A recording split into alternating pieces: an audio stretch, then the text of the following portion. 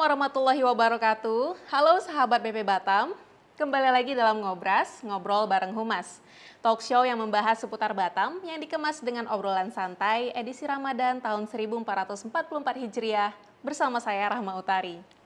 Sahabat BP Batam, pada episode Ngobras kali ini kita akan mendengarkan tausiah yang akan disampaikan oleh Roy Syuriah PCNU Kota Batam sekaligus Imam Masjid Agung Batam, Kiai Haji Ahmad Ridho Amir, dengan mengusung tema moderasi beragama. Assalamualaikum Ustadz. Waalaikumsalam warahmatullahi wabarakatuh. Bagaimana kabarnya Ustadz hari ini? Alhamdulillah sehat. Alhamdulillah sehat. Baik, pada Ustadz kami silakan untuk memberikan tausiah. Baik, terima kasih. Assalamualaikum warahmatullahi wabarakatuh. Hamdan wa tana'an laka ya Allah, salatan wa salaman laka ya Rasulullah, wa ala alika wa ashabika ya Habiballah. Subhanaka la ilma lana illa ma'allamtana innaka antal alimul hakim. Rabbi syrah li sadri wa yassir li amri wahlul 'uqdatam min lisani yafqahu qawli, amma ba'd.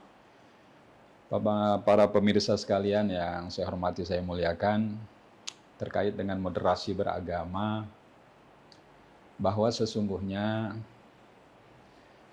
isu beragama itu, moderasi beragama itu belakangan ini memang menjadi isu yang sering digaungkan oleh berbagai tokoh, ya. Kenapa moderasi beragama ini menjadi isu yang penting, menjadi isu yang urgent? Karena Indonesia ini negara yang amat sangat majemuk, yang terdiri dari berbagai agama, suku, budaya, dan bahasa. Oleh karena itu, moderasi beragama ini menjadi penting, di mana moderasi ini di dalam bahasa agama disebut dengan wasatiyah. Wasatiyah. Jadi beragama yang tidak tatoruf, tidak ugulu, tidak berlebih-lebihan. Ya. Maksud di sini bukan berarti agamanya yang dimoderasi, bukan, tetapi cara seseorang dalam beragama itu penting dan amat sangat perlu untuk dimoderasi agar dia memiliki sifat dan sikap yang bijak. Ya, tidak berlebihan, tidak ekstrim, tidak radikal, dan lain-lain sebagainya. Dari segi bahasa sendiri, moderasi itu kan apa ya? Moderation, ya, bahasa Inggris itu sikap yang sedang. Sekali lagi, tidak berlebih-lebihan. Bahwa sesungguhnya Islam ini adalah agama yang amat sangat menjunjung tinggi nilai-nilai kemanusiaan. Nilai-nilai kemanusiaan. Oleh karena itu, di dalam kita beragama sesuai dengan yang diyakini oleh pemeluknya, menjadi sebuah kebebasan. Dalam pengertian, ya, konteks bernegara bebas melaksanakan agama masing-masing sesuai yang dilindungi oleh undang-undang. Ya, yang kedua, Islam sendiri punya konsep yang sangat besar dengan yang disebut Islam yang rahmatan lil alamin. Lil alamin. Ya. Rahmat untuk semesta alam, bukan hanya menjunjung tinggi nilai-nilai kemanusiaan, tetapi di dalam Islam sesungguhnya seorang muslim harus peduli terhadap lingkungannya, ya, lingkungan, terhadap alam, apalagi sekali lagi terhadap nilai-nilai kemanusiaan itu sendiri. Ini barangkali kenapa tadi saya katakan isu moderasi beragama menjadi sangat penting untuk terus kita gaungkan, agar tidak ada lagi sikap yang intoleran, ya, terhadap nilai-nilai kemanusiaan, intoleran terhadap orang yang tidak seakidah dengan kita, tidak seagama dengan kita. Itu kan, ya, sekali lagi dalam konteks beragama sendiri kan la ikraha fiddin. Ya, tidak ada paksaan dalam hal beragama. Nah, barangkali komitmen inilah yang harus terus kita bangun. Bukan hanya dari umat Islam itu saja, bukan. Tetapi semua agama harus memiliki sifat yang wasatiyah, yang adil, yang sedang, yang tidak condong terlalu ke kanan, ya kemudian dia menjadi ekstrim, mudah menyalahkan orang, mudah mengkafirkan orang dan lain-lain sebagainya. Lalu tidak terlalu ke kiri, ya tidak permisif dan liberal, ya menafsirkan teks-teks agama menurut hawa nafsunya, menurut akalnya.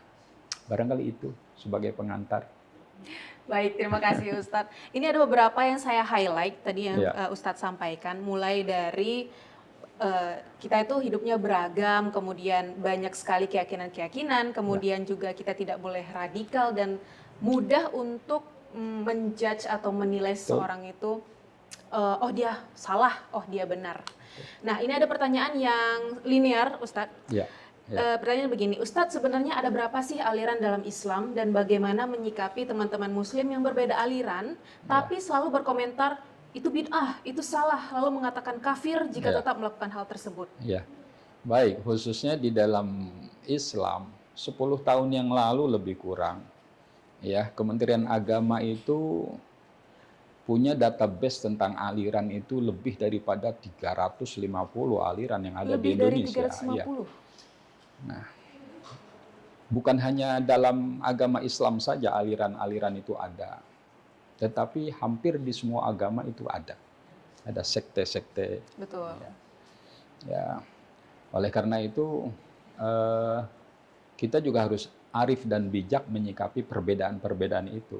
Kalau memang kita anggap, saya misalnya sebagai seorang Muslim, Majelis Ulama Indonesia itu kan punya indikator sebuah aliran dianggap sesat. Misalnya yang tadinya rukun iman kita katakan 6 rukun iman, percaya kepada Allah. Tahu-tahu ada 10, tahu-tahu hanya cuma 2 gitu, beriman kepada Allah dan Rasul, yang lain tidak. Itu salah satu. Nah, kita harus bijak. Kalau memang kita anggap dia sudah keluar daripada agama menurut perspektif itu, ya kita berikan pembinaan kepada mereka. Itu. Ya, kadang ada orang yang garis keras nih Ustadz, nggak mau menerima itu karena menurut mereka tuh itulah teguhnya mereka, itulah pendirian mereka terhadap aliran tersebut. Iya. Indonesia ini negara yang agamis ya. Walaupun Indonesia ini bukan negara agama tertentu, tidak. Memang mayoritas Muslim. Ya, tapi sebagai mayoritas kita kan harus mampu melindungi mereka yang minoritas sendiri pun ya harus juga bijak, ya arif. Ya. Sekali lagi, jangan sampai sikap tatoruf yang berlebih-lebihan sehingga menimbulkan sifat yang ekstrim. Kalau keyakinan dia ternyata memang salah menurut agama tertentu, ya dia harus mengakui kalau itu salah. Betul, Ustaz. Gitu. Ya. Jadi rasa penerimaan ya Ustaz ya. Iya. Baik. Itu dia tadi sahabat BP Batam sudah dicerahkan oleh Ustadz Amir. Tentunya semoga kita semua selalu moderat dalam beragama, harus tetap pada jalannya, jangan sampai berlebihan apalagi ekstrim ya. Baik Ustadz, terima kasih banyak sudah bersedia hadir di BP Batam. Dan tentunya kepada sahabat BP Batam, terima kasih sudah menyaksikan hingga akhir. Saya Rama Utari pamit undur diri. Jangan lupa untuk klik like dan juga subscribe dan nyalakan lonceng notifikasinya. Wassalamualaikum warahmatullahi wabarakatuh dan sampai jumpa.